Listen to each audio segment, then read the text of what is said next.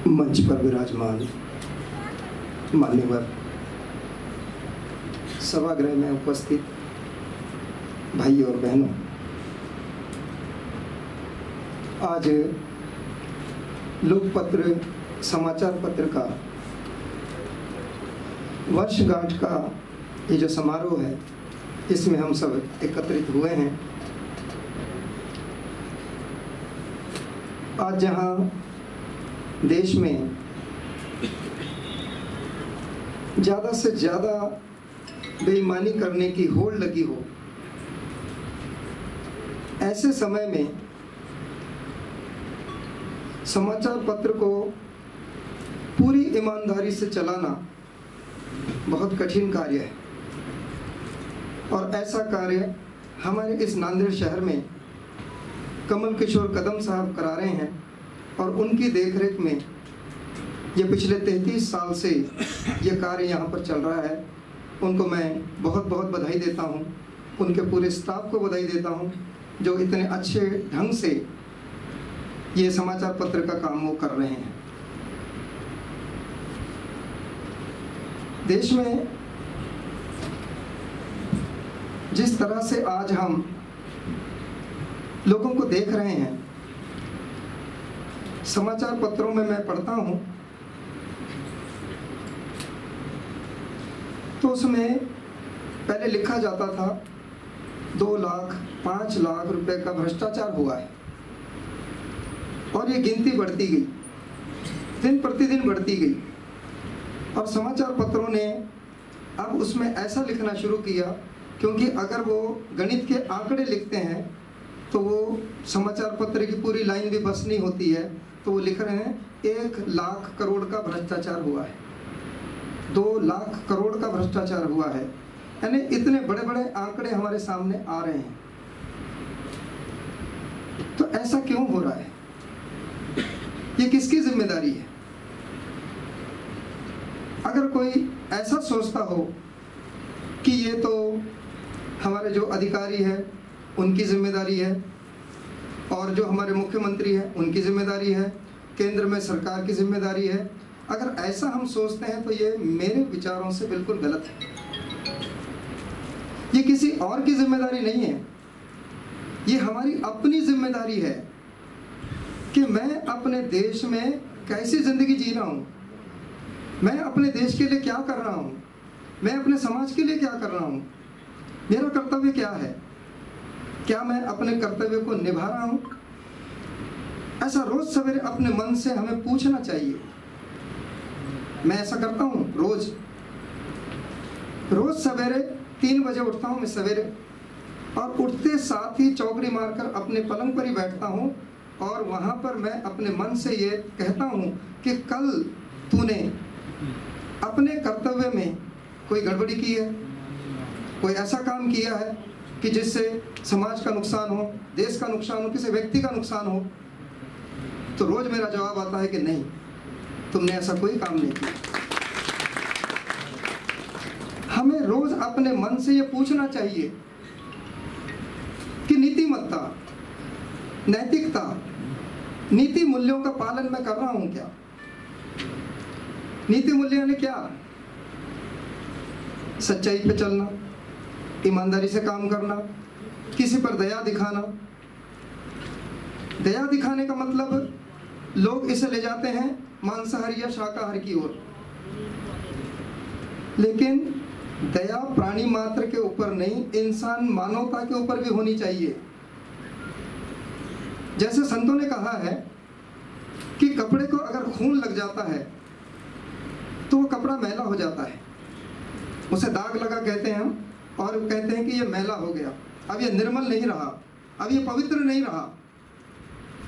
तो संतों ने कहा एक कपड़े पर अगर एक खून का दाग लगता है तो आप कहते हैं कि ये अपवित्र हो गया, और आप जब किसी गरीब व्यक्ति का खून चूसते हो तो तब आपको नहीं लगता कि आप अपवित्र हो गए, आप निर्मल नहीं रहे? तो उस वक्त आप क्यों नहीं सोचते ऐसा? आपको उस वक्त सोचना चाहिए कि मैं जो ये काम कर रहा हूँ तो मेरे सामने जो व्यक्ति बैठा है, क्या मैं उसे दुख दे रहा हूँ किसी भी तरीके से?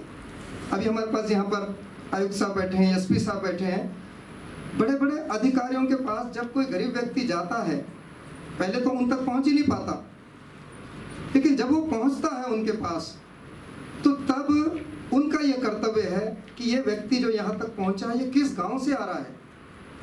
अगर ये किसान है तो किसानों की हालत हमारे देश में सबसे बुरी है। उसके पास इतना भी पैसा नहीं होता कि वो किराए का टिकट लेकर वो शहर तक पहुंचे या किसी ऑफिस तक पहुंचे।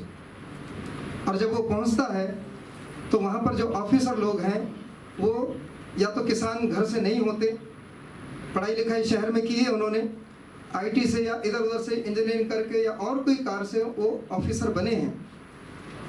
उनको ये अनुभव ही नहीं है कि मेरे पास आने वाला ये व्यक्ति ये किसान है और किस परिस्थिति से मेरे पास पहुंचा है, तो मैंने इसका किस ढंग से काम करना चाहिए।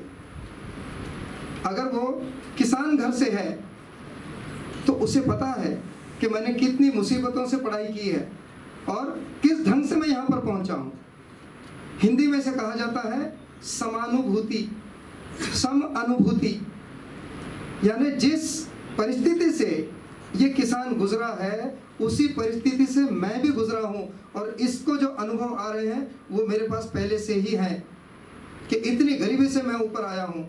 तो उस व्यक्ति का कर्तव्य बनता है कि ऐसे लोगों को मैं पहले बुलाकर उनका काम करूं और उनका समाधान करूं कि आप यहाँ पर आए हैं तो आपका ये काम हम बहुत अच्छे ढंग से आपको करके देंगे। अगर ऐसी सम अनुभूति होने के बावजूद भी हम किसी का काम नहीं करते हैं तो हम अपना कर्तव्य नहीं निभा रहे हैं। तो ये हमारी सोच में आना चाहिए कि हम अपने कर्तव्य का निभा रहे हैं, निर्वाह कर रहे हैं कि नहीं कर रहे हैं। कई लोगों का मुझे कहना है कि बाबा जी देश में इतने गरीब हैं, कितने लोगों का मैं काम कर सकता हूँ और क्या क्या मैं कर सकता हूँ। जिधर मैं देखता हूँ उधर गरीबी है, भूखमरी है, लोगों को खाना नहीं मिल रहा है, पढ़ाई नहीं मिल रही है, बच्चों को पढ़ना चाहते हैं लेकिन स्कूल नहीं जा पा रहे हैं, तो कितना क्या कर सकते हैं। इसके लिए मैं एक छोटा सा एग्जाम्पल देता हूँ उनको कि रामचंद्र जी महाराज जब लंका पर आक्रमण के लिए जा रहे थे ना, तो समंदर में एक पुल बनाना था। तो वो पुल बना रहे थे और उनके वानर सेना बड़े बड़े पत्थर लाकर समंदर में डालती थी और वो एक के ऊपर उसको रच के उसका पुल बनाते थे। एक छोटी सी गिलहरी जिसने अपने आप को समंदर के पानी में डुबोया और रेत में गई, अपने पूरे शरीर के ऊपर रेत लगाई और एक छलांग लगाकर उस पुल पर जाकर अपने शरीर पर लगी हुई पूरी रेत उसने गिरा दी। रामचंद्र जी देख रहे हैं कि गिलहरी कर क्या रही है। तो रामचंद्र जी ने उसे देखा, उसे अपने हाथ में लिया, तो उसका संकेत ये था कि रामचंद्र जी आपके वानर बहुत बड़े हैं, ताकतवर हैं और वो बड़े बड़े पत्थर उठाकर डाल रहे हैं, लेकिन मैं इतनी तो सेवा कर ही सकती हूँ। अगर ये भावना हमारे अंदर आती है कि ठीक है पूरे देश के लोगों का मैं उद्धार नहीं कर सकता लेकिन समाज के कुछ लोगों का तो मैं भला कर सकता हूँ। जैसे मैंने अभी कोंडाकरण जी बताया कि एक स्कूल हम चलाते हैं। स्कूल हमने क्यों खोला? इंग्लिश मीडियम स्कूल है, सीबीएसई लेवल स्कूल है, तो आज कितनी फीस स्कूलों के लिए आप पे कर रहे हैं, जितने बैठे हैं पेरेंट्स को पता होगा। इतनी फीस देने के बावजूद भी बच्चे को वो शिक्षा नहीं मिल रही जो मिलनी चाहिए। भगवान कृष्ण ने कहा था जब तक बच्चे को आप धार्मिक नहीं बनाते वो अच्छा इंसान बन ही नहीं सकता। भले किसी भी धर्म का हो लेकिन उसको धार्मिक शिक्षा बहुत जरूरी है और वो धार्मिक शिक्षा सभी धर्मों की एक जैसी है। किसी धर्म ने नहीं कहा कि दूसरे धर्म का अपमान करो, किसी धर्म ने नहीं कहा कि किसी धर्म को नीचा दिखाओ। सभी धर्मों की पढ़ाई एक जैसी है। तो भगवान कृष्ण की वो बात हमने याद रखनी चाहिए, अपने बच्चों को धार्मिक और संस्कारित करना बहुत जरूरी है, तब वो देश के लिए कुछ काम कर सकेंगे। अभी जैसा आयुक्त साहब ने कहा कि नौजवान बच्चे शराब पीते हुए नजर आते हैं, तो ये जो शराब पीने की बात उनके अंदर आई क्यों? ये पहले उनके माँ बाप का कर्तव्य है कि पहले पिताजी ने यह देखना चाहिए कि मैं ऐसा कोई काम कर रहा हूँ क्या जिससे मेरे बच्चों पर बुरा असर पड़े। क्या मैं तंबाकू खाता हूँ जिससे कहते हैं कि कैंसर हो रहा है? तो अगर परिवार में पिताजी अगर ऐसा काम करते हैं तो बच्चे देखकर सीखते हैं। 4 साल का बच्चा पूरी ज़िंदगी की 50% लाइफ के अनुभव वो 4 साल में सीख लेता है। और हम समझते हैं कि 4 साल के बच्चे को क्या समझता, लेकिन परमात्मा ने वहाँ उसको इतनी स्पीड दी है सीखने की कि वो 4 साल में बहुत कुछ सीख लेता है। और वो देखकर सीखता है कि घर में क्या हो रहा है। पिताजी कह रहे हैं बेटा जाकर बोल दो मैं घर में नहीं हूँ। क्या सिखा रहे हैं आप बच्चे को? झूठ बोलना सिखा रहे हैं कि मैं घर में नहीं हूँ। और पिताजी तो है, बच्चा देखता है कि पिताजी ऐसा बोल रहे हैं, ठीक है। फिर जब वो कॉलेज जाके कोई बुरी बात करता है तो वो भी आके घर में झूठ बोलता है कि पिताजी मैंने ऐसा कुछ भी नहीं किया। तो शुरुआत हमारे घर से होती है और हम दोष देते हैं सरकार को, ये उनका ये काम ठीक नहीं है, उन्होंने शराब खाने बंद करने चाहिए। भी शराब खाने बंद करने चाहिए तो आप शराब खाने तक गए क्यों? आपको कोई शराब लेकर आपके घर तो नहीं आया था पिलाने के लिए, आप खुद ही गए थे चलकर। तंबाकू खाने आप खुद गए थे, लाने खुद गए थे। तो ये पहले हमें सोचना चाहिए कि हम अपने परिवार के लिए क्या दे रहे हैं, हम कौन से संस्कार दे रहे हैं। तो तब ये देश का काम और ये समाज का काम बहुत अच्छे ढंग से हो सकता है। दया दिखाने की बात मैंने आपको कही थी, तो दया का एक छोटा सा एग्जाम्पल आपके सामने रख रहा हूँ। एक डॉक्टर है नांदेड़ के अपने, मैं किसी का नाम नहीं लेना चाहता।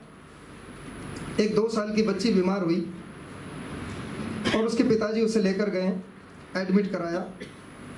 तो डॉक्टर ने कहा कि बच्ची बहुत सीरियस है और इसे ऑक्सीजन की ज़रूरत है। तो उस व्यक्ति ने कहा कि डॉक्टर साहब फिर देर क्यों कर रहे हैं आप, बच्ची बहुत सीरियस है तो इसे ऑक्सीजन लगा दीजिए। डॉक्टर ने कहा कि इसकी फ़ीस 2000 है और पहले फ़ीस जमा कराओ।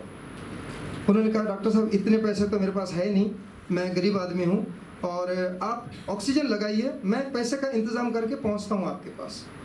डॉक्टर ने कहा नहीं, पहले पैसे जमा कराओ फिर ऑक्सीजन लगेगा।